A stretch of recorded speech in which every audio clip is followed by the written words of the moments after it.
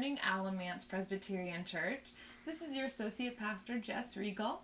And in light of the coronavirus and the need to isolate ourselves from one another, Kyle and I have decided to offer you at least weekly videos featuring one or both of us to sort of help our spiritual growth during this time of isolation and anxiety.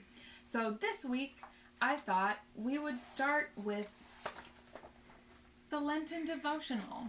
Today is the 18th day of Lent, and if you have a Lenten Devo, you should be aware of this.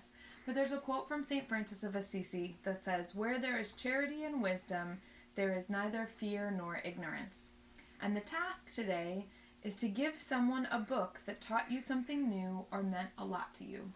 And so I thought that I would share 3 of my favorite books, 3 because I wanted to meet different age and reading levels, that have meant a lot to me over the years as an avid reader.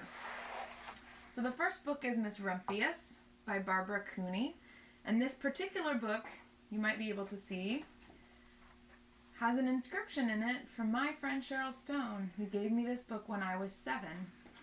And it's not only beautifully illustrated, but it's the story of a young woman who is compelled by her grandfather to do 3 things with her life and how she lives into those things. It's one of my favorite books ever, and it was a really meaningful gift to me when I received it, and it remains a really meaningful gift today. So this is for your younger readers. For middle and high school readers, one of my favorite books of all time is a book by Patrick Ness called A Monster Calls.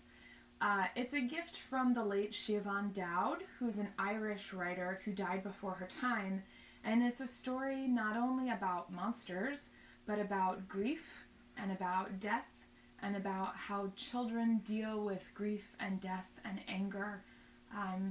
It's an extraordinary story. It makes me cry just like thinking about it. This is really, really a good book. So this is for middle high school readers, maybe some advanced 5th and 6th graders. It's a great book to read with your kids. It's very meaningful.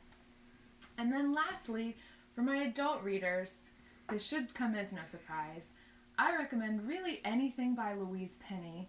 This is the first in her detective series featuring the chief of the Sûreté de Quebec, Armand Gamache. It's called Still Life. There are 15 books in this series. Each of them gets consistently better and more rich and meaningful.